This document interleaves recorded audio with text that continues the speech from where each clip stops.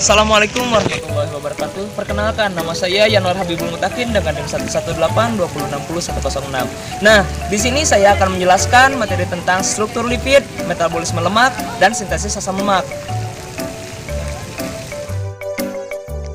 Nah, banyak orang menyangka lipid sama dengan lemak, tetapi mereka berdua sebenarnya tidak sama.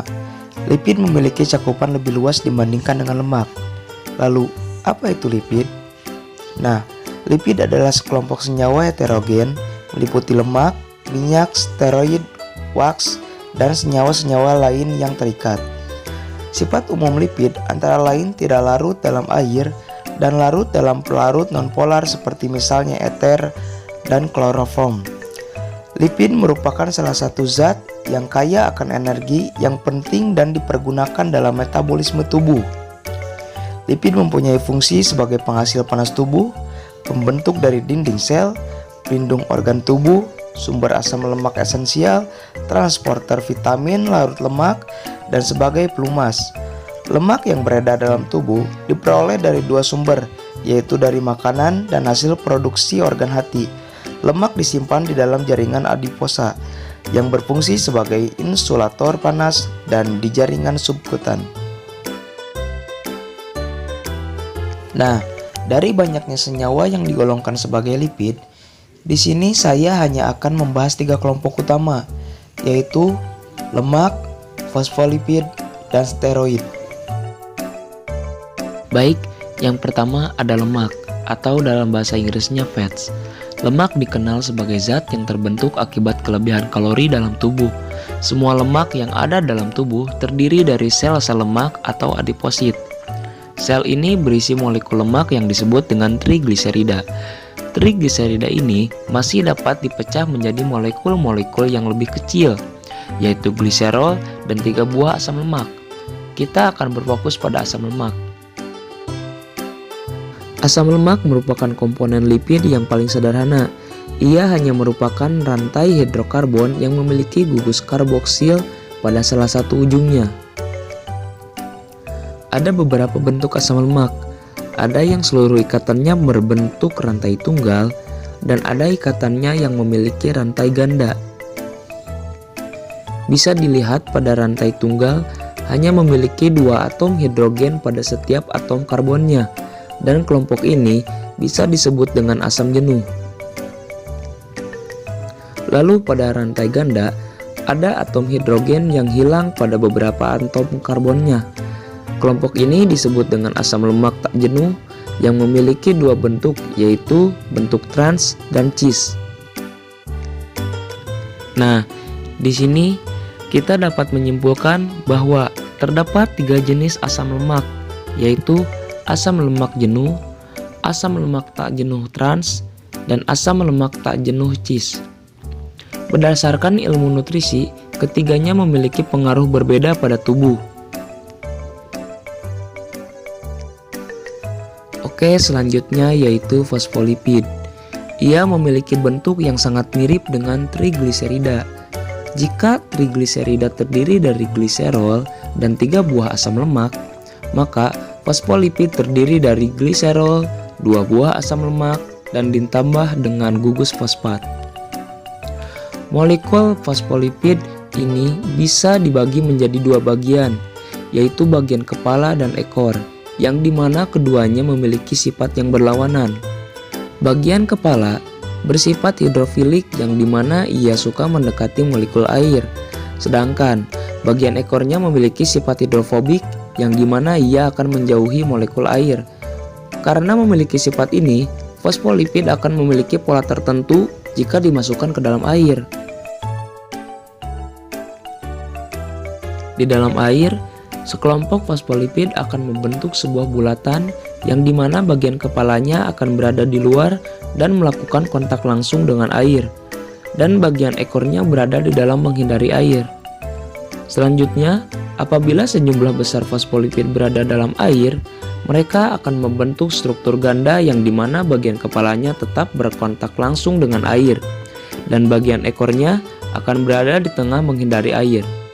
Bentuk ini dikenal dengan istilah lipid bilayer yang berperan sebagai tembok. memisahkan dua ruangan yang masing-masing diisi air. Contohnya yaitu pada membran sel yang memisahkan cairan intrasel dan cairan ekstrasel. Nah, jenis lipid yang terakhir adalah steroid. Steroid memiliki bentuk yang berbeda dibandingkan dengan kelompok sebelumnya. Apabila lemak dan fosfolipid memiliki bentuk yang memanjang, maka steroid ini bentuknya cenderung membulat. Steroid merupakan molekul nonpolar yang memiliki 4 buah cincin ditambah dengan rantai samping yang bervariasi. Contoh steroid yang sering ditemukan dalam tubuh adalah kolesterol. Kolesterol merupakan jenis lipid yang paling dasar. Ia dapat dirubah menjadi steroid lain dalam tubuh, seperti berbagai hormon kelamin dan garam empedu.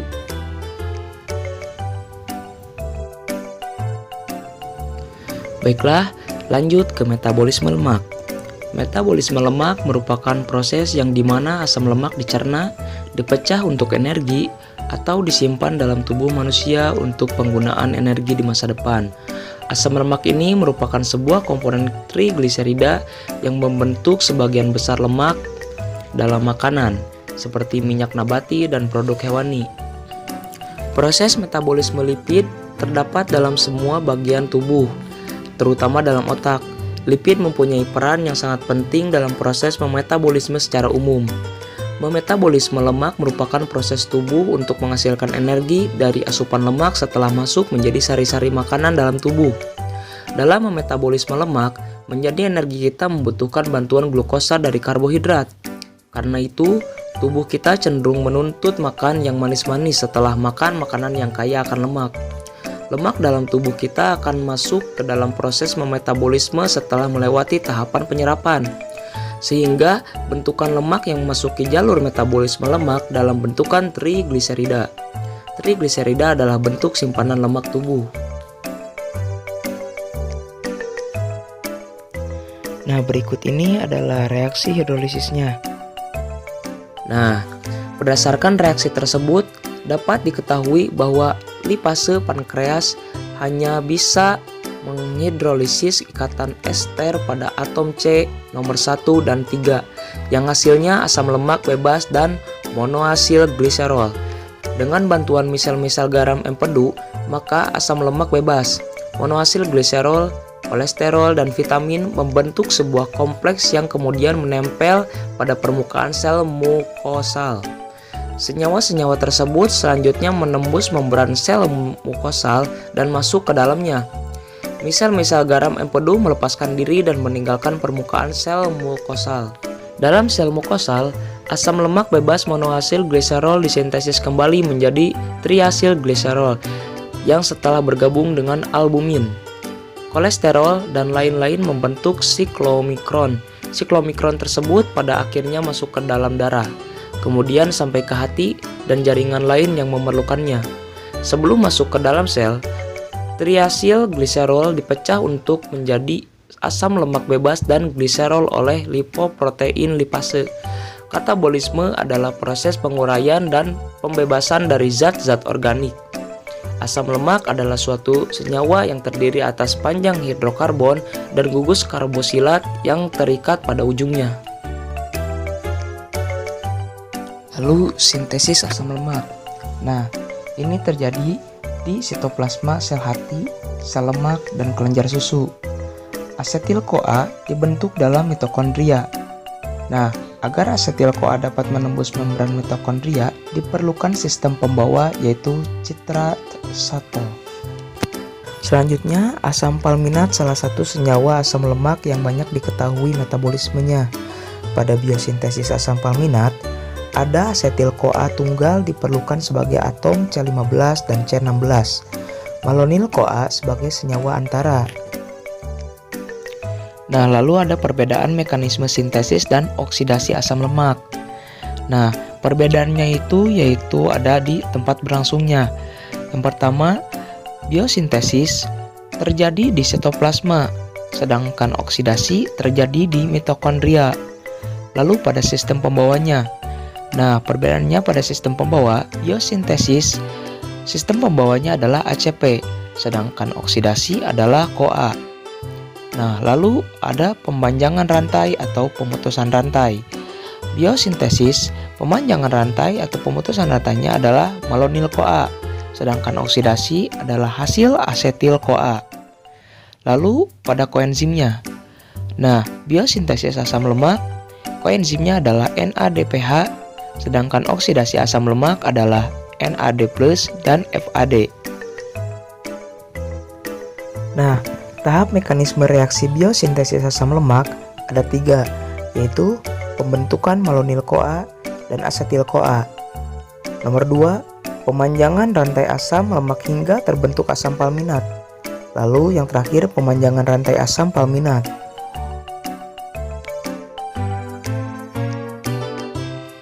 Baik, sekian pemaparan mengenai lipid dari saya. Mohon maaf bila ada kata yang salah ataupun dari video ada yang kurang.